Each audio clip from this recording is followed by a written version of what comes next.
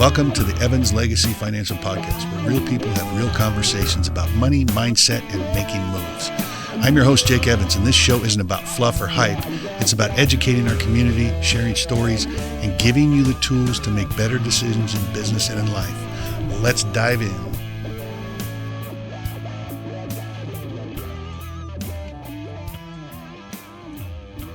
Good morning, everyone, and welcome to the show again. Today's guest is Lindsay Cappelletti. Welcome, Lindsay. Thank you for coming.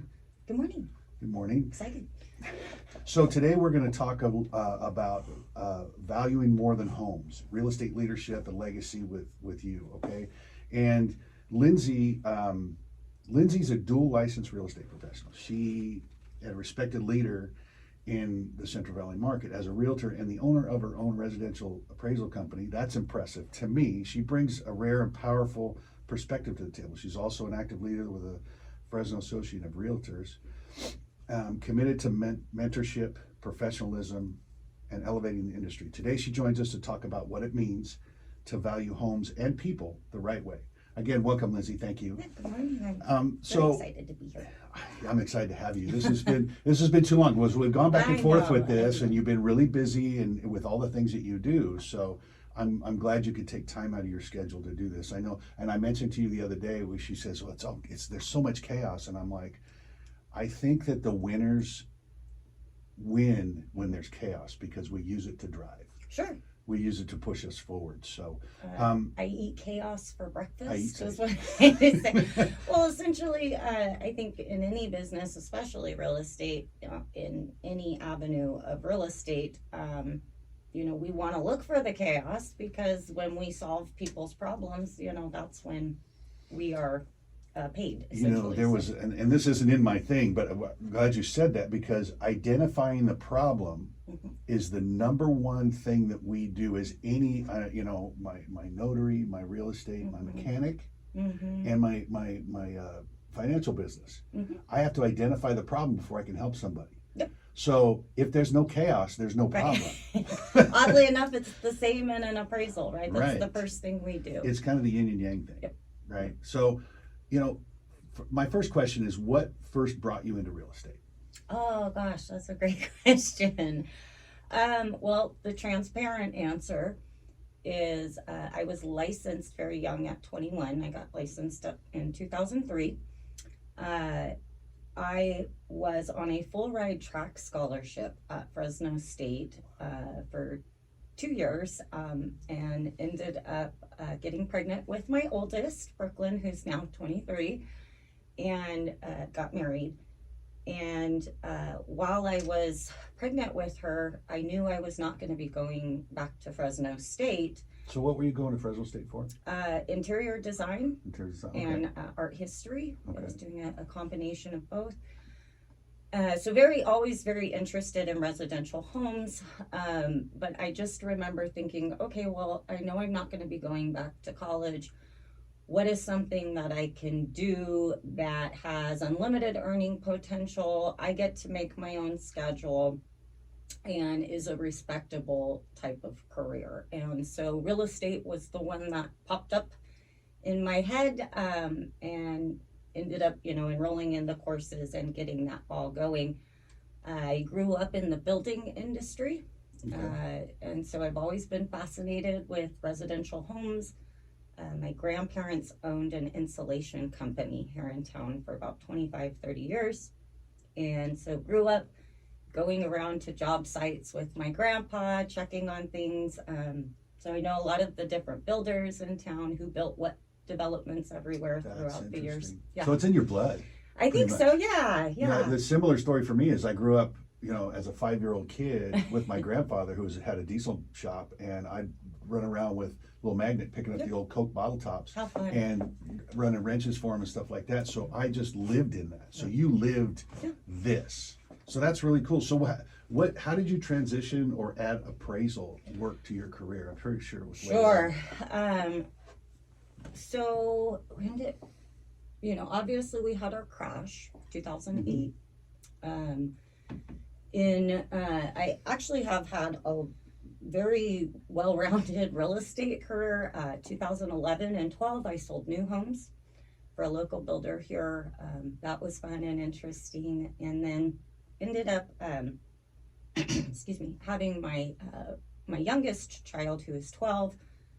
And at that point, thinking, well, I need to make sure that I've got some type of consistent paycheck. And I was fortunate enough to be hired as an office manager at C.W. Page Appraisal Group. And so I started there as their office manager.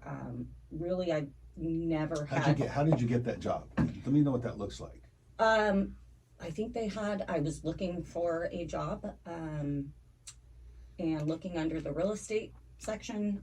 I think they had a posting on Craigslist back then. Mm-hmm. This would have been early 2014. Okay. Yeah. Okay.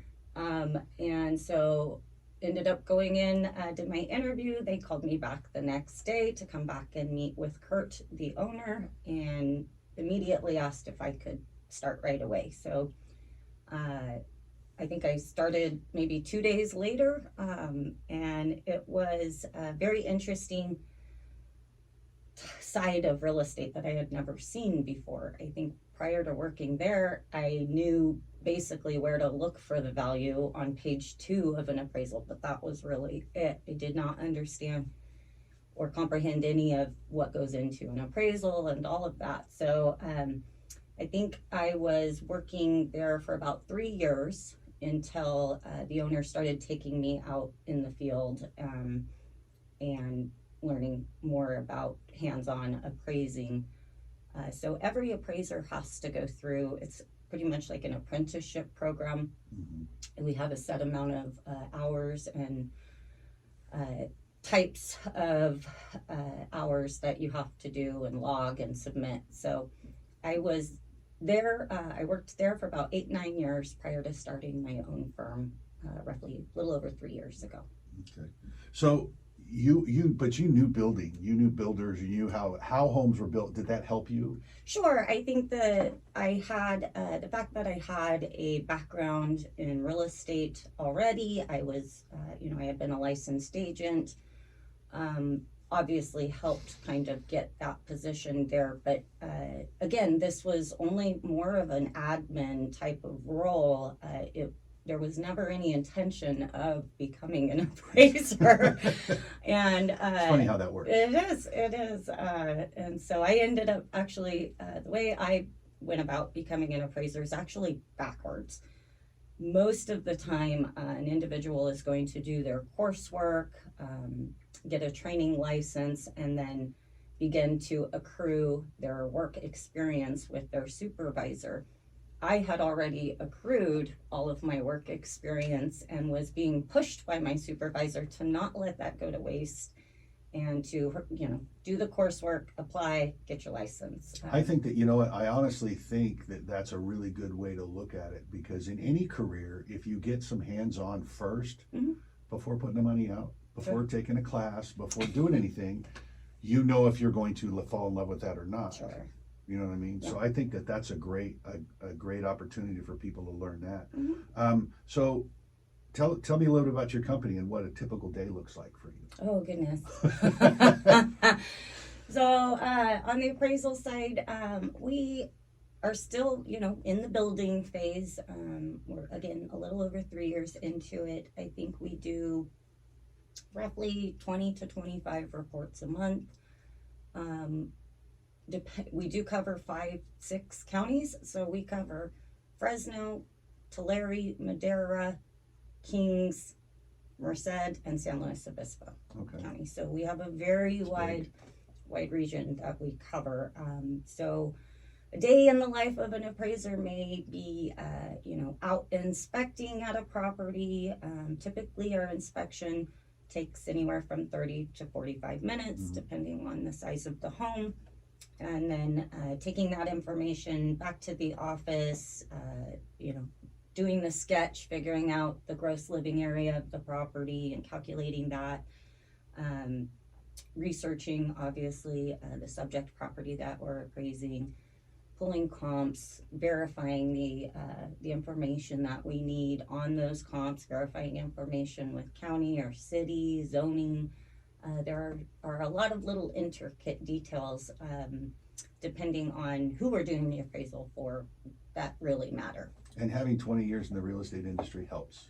I think so, but Yeah. I think that if I keep, as long as I always keep an open mind, and I am very aware that I do not know everything, Mhm. but I just want to be a sponge for learning, right? So as much as I know from experience of 20 plus years, there's always more to know. There's always more that we can grow in, and so that's usually what I aim to do. I also that is included within our daily work at the appraisal office is very, very consistent, ongoing, continuing education, because things are always changing. And the fact of the matter is, what we do in an appraisal can impact people's lives very drastically. So Mhm. we take that seriously. We want to make sure that we're doing our part to read the data accurately and provide credible reports to people.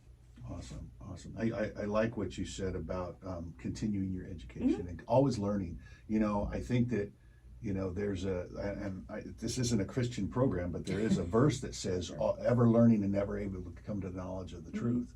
So we need to, and I'm speaking to some of the younger generation here, never, ever, ever stop learning, because that's what success is built on. Absolutely. I mean, I look at you and I mean, that's it right there. So, my next question, through an appraiser's lens, what's the one big misconception agents have about appraisers? Oh gosh, that's a great question. We do not price homes price per square foot is probably the biggest one. And I think another, I don't know if it's a misconception or just maybe an unknown to a lot of agents, but it's never okay to ask an appraiser what the value is coming in at or how it's looking, unless you are the client. So there are a lot of ethical things that I do see get blurred with agents a lot of times from an appraiser's perspective.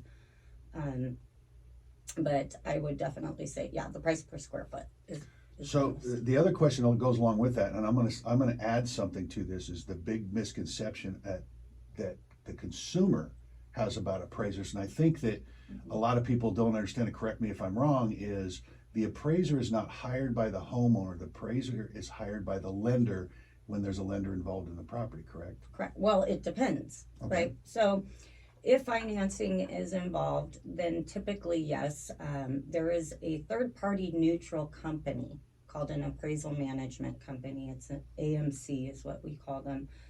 And they are facilitating the order and assignment process, the communication between appraiser and lender. They're kind of like the escrow of Exactly. the yes. valuing. Yep, exactly. Okay. And that was brought into play after the crash to try and mitigate some things that should not be communicated between lender and appraiser.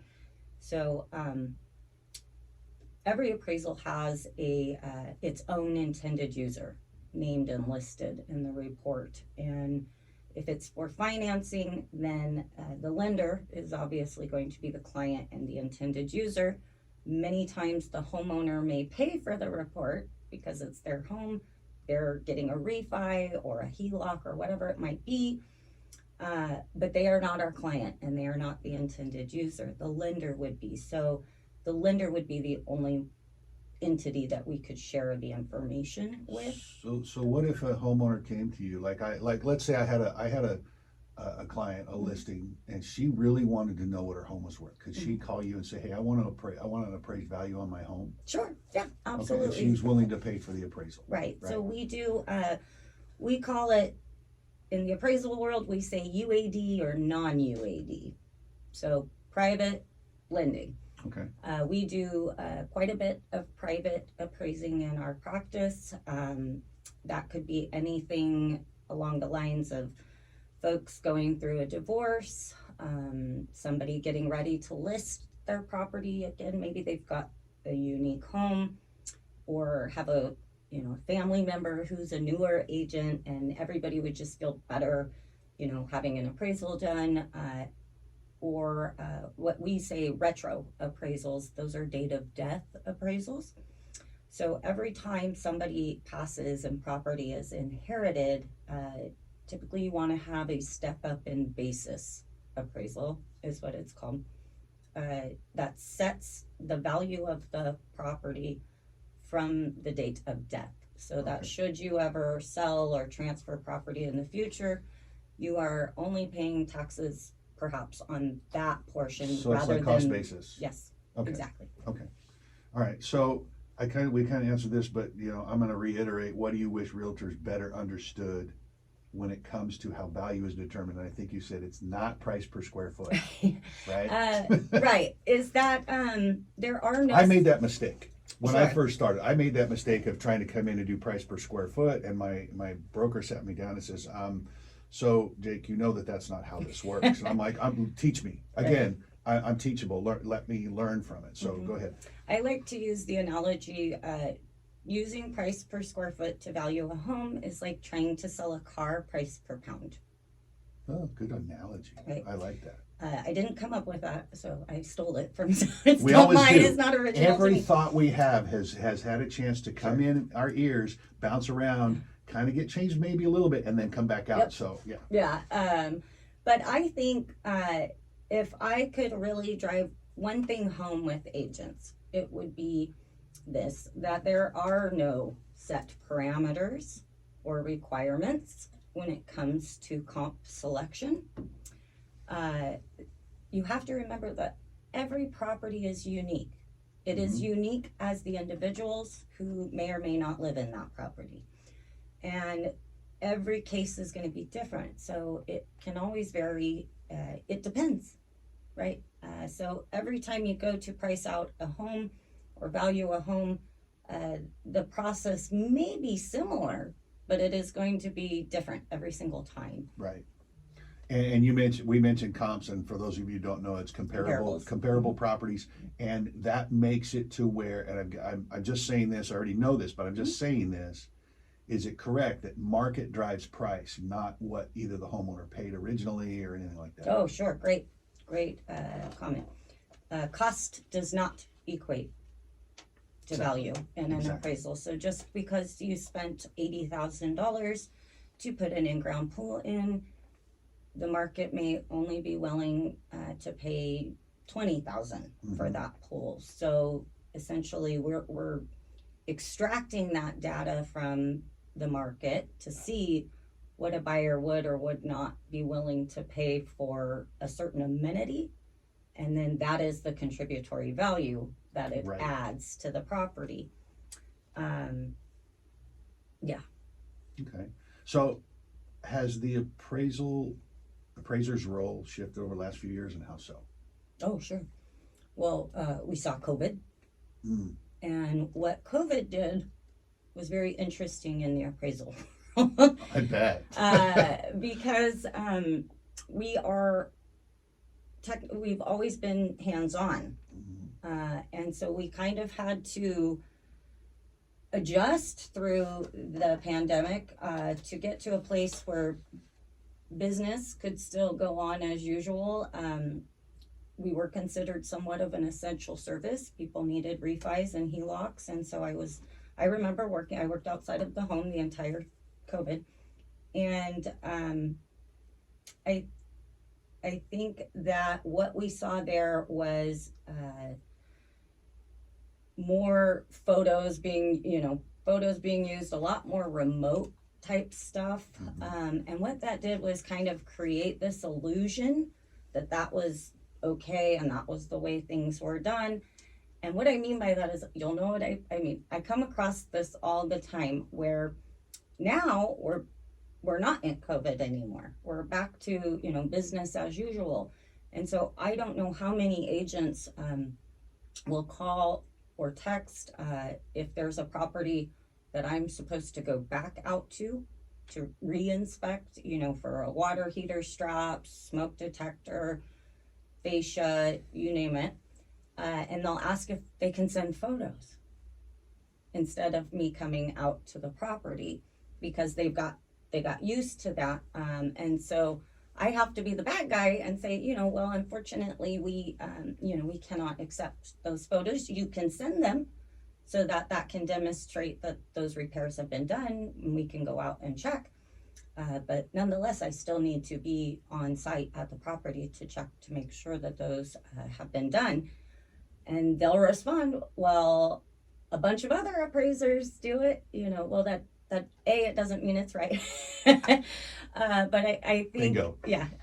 And so I think we just haven't got back to where we need to be again. So there's a lot of things like that I think have changed through the last few years. And then of course, AI, we see automated valuation models, like a Zestimate. Which is something I see because I do signings. I sign loan docs for a lot of people, and I see that they're that automated valuation model is going to run constantly through the life of the loan. Sometimes it can, and so. Well, it says they have the ability to, and they have to sign off on that. Sure. And that can be really dangerous. I think automated valuation models have come a very long way. In a lot of instances, they are pretty close to accurate, but in some, not so much. We've done valuations where the AVM was more than 50% off because it didn't know. I can think of one instance where it was, I think, 56% off difference, and the Zestimate, Zillow didn't know the home had absolutely no working water. It had no water access. They had a hose running from the neighboring property. Zillow, I've got a friend who's an appraiser up in Sacramento, and he always says, Zillow can't smell if the homeowner has 20 cats. Right? That's true. So there's all these different things that AVMs can't do. But we do see lenders relying very heavy on those, especially when we get, waivers or different things like that. So I think it is important that consumers understand they still have a right to an appraisal if they want one. Even if they get a waiver, we've seen situations also where property was purchased, got a waiver, paid a price.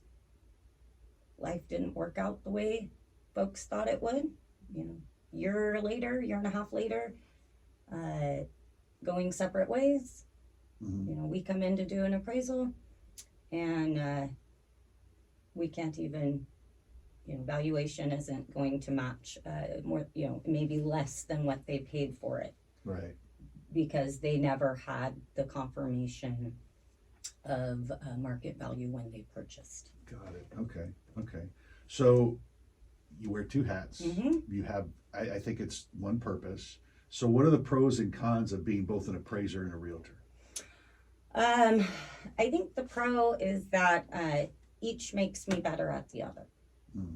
Like being an appraiser makes me a better realtor, and being a realtor makes me a better appraiser. The cons are that they are two very extremely different roles.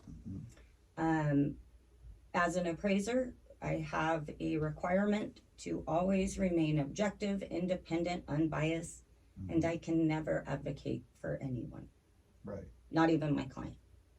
No advocation happening. Straight data and facts, right? With a little bit of geographic competency in there. But on the other side, on the realtor side, that role is an advocate. Right. Right. So it gets very tricky to navigate. State of California is very clear on how I am to walk with those two licenses. And the most important is that the client, whether it be a client on the appraisal side or a client on the realtor side, that the client, that it is clear, cut, and defined what role I am in. So even though I may be your realtor and I am giving you a suggested list price, that suggested list price is not an appraisal. Right. Vice versa, right? You know, I can't think of an example. On the Well, the appraisal side, suggested, yeah. the appraisal is not a suggested Sure. list price. Correct. Same Or thing. on the appraisal side, you know, I may show up and, you know, lo and behold, you're the listing agent. And I'm here to appraise the property. We've got a great background in history and we're friends. It doesn't matter. I'm not going to advocate for you in any way. Right.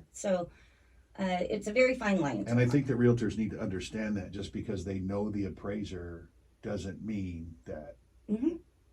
they're going to get a fair shake or a better shake because they're friends or whatever. Sure. And there's a new document floating around there, and it was a couple of years ago or a year ago where the discrimination in appraisal because they did this kind of a sting operation where they put people of ethnicity into a home and then did the same valued home with a person that was not of color or whatever. I'm trying to be politically correct, and I hate that, but and the appraisals came in $100,000 off, lower with the one property than the other, and so that is where I think that's kind of what you're talking about too. Is we can't favor anything or anybody. It has to be completely unbiased, and that's I followed one of those stories for a very long time.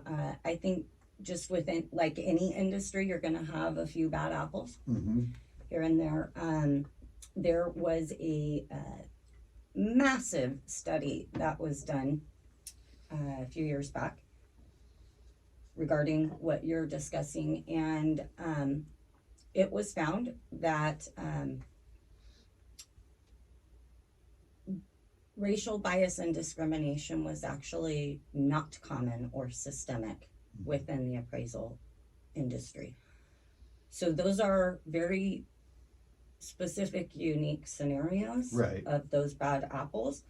I think a lot of times too, it's unfortunate because it may be perceived as one thing, but in reality, it's actually incompetence. yes, Many times. I agree. And so, again, that's why it is extremely important to just listen to the data, look at the data, what's the market saying, and that's what drives the value. Right. Not and again, anything I there think. It is. Right? Market drives price, and that's something I learned early on. Is market drives price, nothing else. Cost, nothing else. So I'm going to switch gears here, and we're going to run a little bit over today because you're doing such a good job and such valuable information. And I hope my listeners don't mind either. We're going to go a little bit longer than normal today because this is kind of a big topic, and there's two separate topics here to talk about, and I think they go hand in hand. And seeing a person that actually deals with both of those is really important for us to see. So I'm going to switch over to your leadership and impact. You're a leader with the Fresno Association of Realtors. Why did you decide to get involved? Well, I was asked I was shocked last year when I was asked to co-chair our weekly Tuesday MLS meeting. I was there anyways every Tuesday, and so I was asked if I would be interested in taking that position on, and I just kind of felt called to do that. I've been in real estate for a very long time, again starting at 21, and I'm going to be 44 on Monday. And so I had already been involved in leadership through the committee of Fresno Young Professionals Network, which was a part of our Fresno Association, and just felt like this would be a fun way to give back, to be more involved from a leadership position. So I've been enjoying the Tuesday meetings. So I like them too, and you know it's different, and it was a had to get used to a new group, a new couple of people coming up there, but I really have enjoyed it. You guys are awesome together. So the caravan, that was something I really wanted to bring back. That was a traditional thing that we did when I first started in real estate, and as an appraiser, I really think that it is a fantastic way to learn your market, to learn values, is just to get out and tour So beautiful so homes. for those of you that are listening that don't know what caravan means we load a bunch of realtors onto a bus, and normally we would show them on the screen, and who's got new properties out there for sale, and the realtors get to, collaborate on that. But now what we do is once a month we load all those realtors in, and anybody who's got a new home that week listing, they take them out and they tour those homes live and in person. And I think that's great. So what has been one of your proudest moments as a leader? I think in the MLS meeting, it's just seeing more and more attendance, seeing more of our members show up for themselves in their own business. Okay, so you're a mentor as well. You mentor. You mentor. So why is mentorship so important to you, especially in this profession? Oh gosh, because somebody mentored me.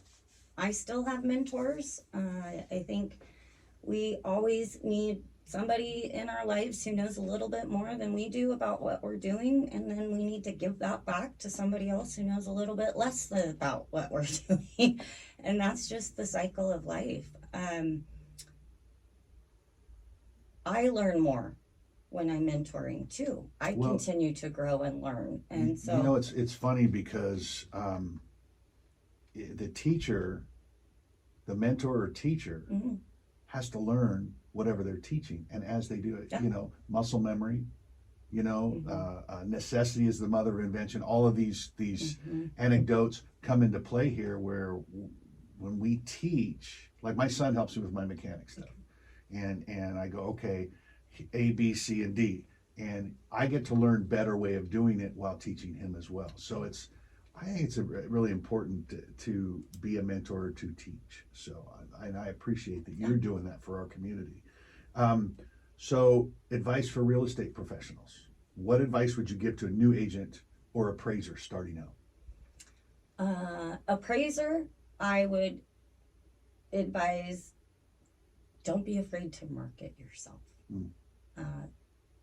I do something very rare and unique within the appraisal industry, and that is marketing. I don't see a lot of other appraisers marketing themselves or their business. And I think more than likely we see a lot of appraisers who the bulk of their business is all lending. So they don't feel like they need to market. I prefer private business. About 80% of my appraisal work is all private party. It is not lending. So I think it just depends on, where you want to go. But with real estate, a new realtor, a new agent, find somebody that can mentor you, that you trust, that you feel connected with, and then do what they suggest. Follow the leader. Just, don't reinvent the wheel. There are so many different avenues and ways to make money in real estate and find clients, and try them all until you figure out what works for you. It might be cold calling, door knocking, letters, farming, networking. There's just so many different things that you can do, and there's something that works for everybody. Yes, and I like that because my other businesses feed my real estate business.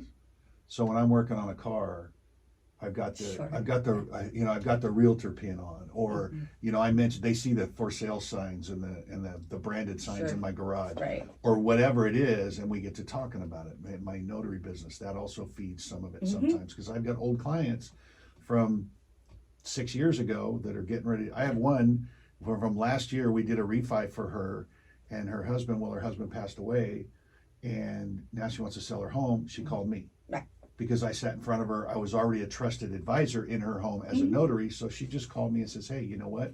Her realtor was no longer in business as well. So it's just like, hey, can you help me out? Absolutely, I can help you out. So let's see, what else do I got here? This is a big one. And I like asking this question because I want to know how other people do this, because I've done this. I've had to do this. What's a lesson you've learned the hard way in business? Ooh. That you you can't help people who don't want to help themselves. Even my clients. Okay. Jake, you've got no idea how many real estate clients I've had in the past that don't heed the suggestions I give to them about value or price. Mm-hmm. They know I'm an appraiser, but they can't let go of their emotional attachment to whatever they think the value might be, and that has hurt them, that has cost them. So that's with clients, and then with being a team lead and having a team. That's, you just can't push somebody to do, what you think they need to do unless they're ready and willing to do that for themselves. I've seen so many people with so much potential just not take it seriously or not do what they need to do in order to build a successful business, and that becomes really frustrating. Oh yeah. Because it's they're like real estate kids to me. So that's how I view it, especially because I'm taking time away from my real children. Mm-hmm. to help these other children. And so when you see all that, personally, that's been the hardest one for me, is pouring that time and effort into an individual or individuals throughout the years, and see them go a different direction. When I know that they 100% they could have been successful in real estate. Anybody can be successful in real estate. It also depends on what your capacity is there, and how hard or how much, it's just how hard do you want to work. Mm-hmm. Are you willing to work hard? Yeah. And it's not like it was back, I don't know, because I haven't been in it that long, but years ago when the crash or whatever, Mm-hmm. or even 5, 6, 7 years ago, where you just went to a shelf and picked a listing out, Mm-hmm. and they just signed it. Right. It's like they were just falling off the shelf. Mm-hmm. It's not like that anymore. And I actually came in where my first broker was like, you came in the very best time that you could come in Mm-hmm. to learn the business. Correct. Because some of the most difficult and I've faced some of the most difficult situations Mm-hmm. just in the last 5 years. Mm-hmm. And it's like, holy crap, I'm learning so much. Mm-hmm. And when all of these that aren't willing to go through the hard time, when they drop off and it picks back up, I'm just think I'm going to be better educated. And people that do that, stick it out, take the education, follow the lead of your mentor or your broker or whatever, and you're going to be better because of it. Stick out the hard years. Yep. I think consistency is key. And that's because if you can get to a place in your business where your work activities are just so consistent on a daily basis, that ultimately it really doesn't matter what type of market you're in.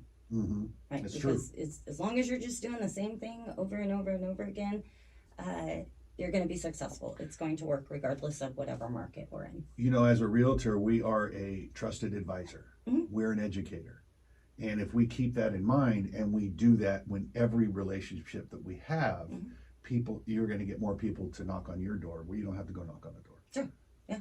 We don't control people's timelines. I think that's also very hard for agents to accept.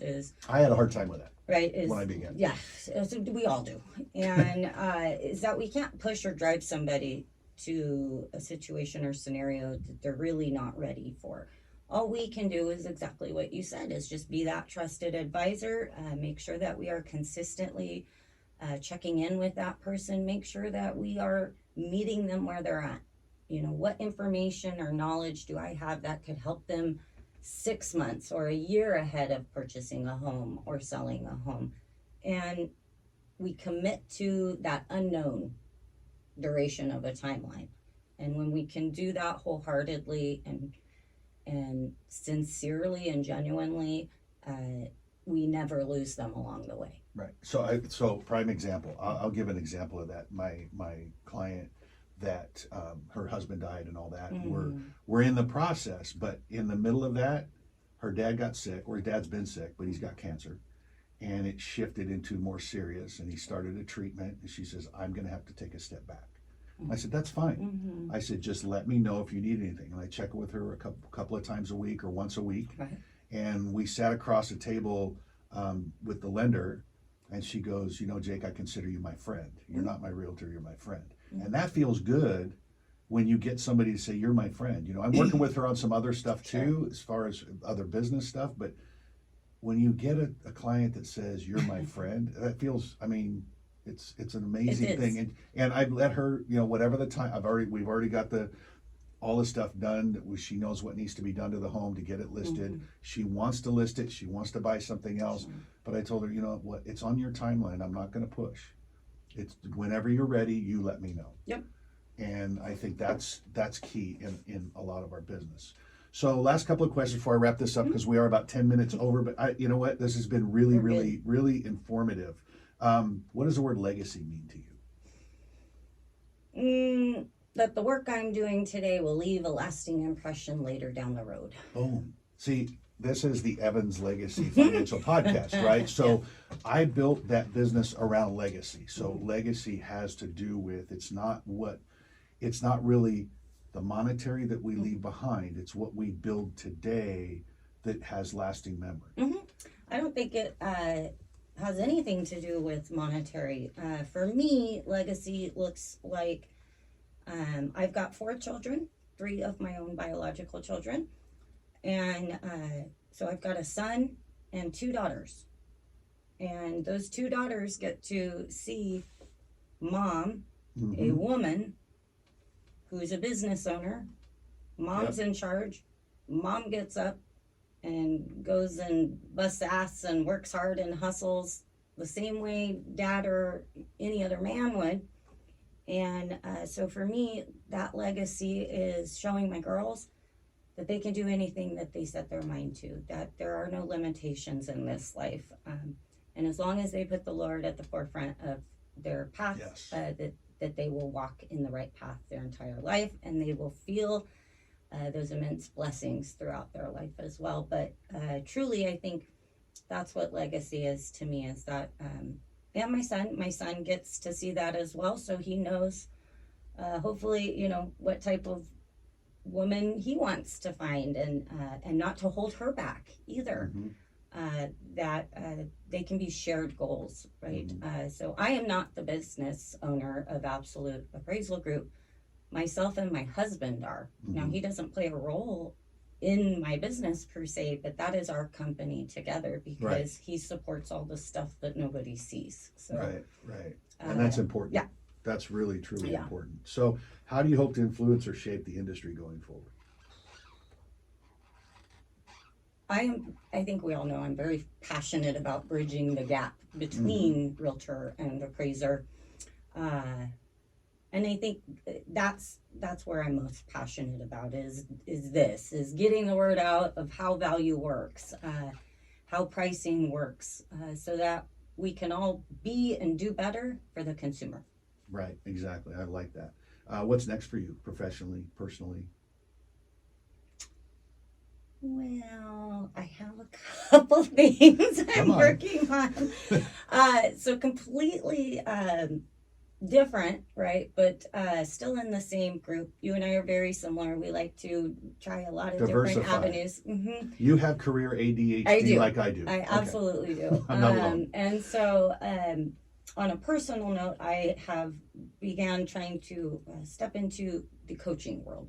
And I've created a 12-week transformational program for women that includes fitness, nutrition, counseling, mindset, and business coaching all in one.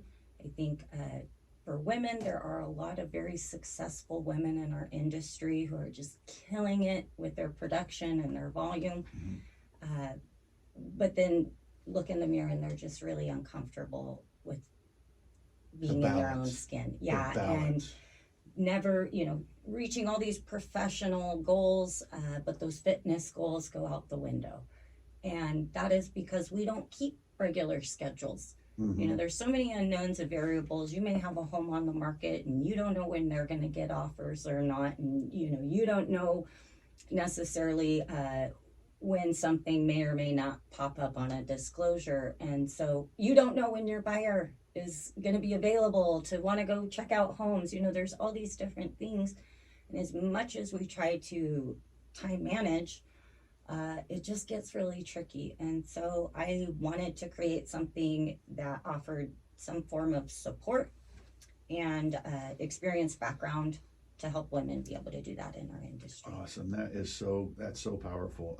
So a few closing things as we wrap up here. Where can listeners find you or connect with you and your work?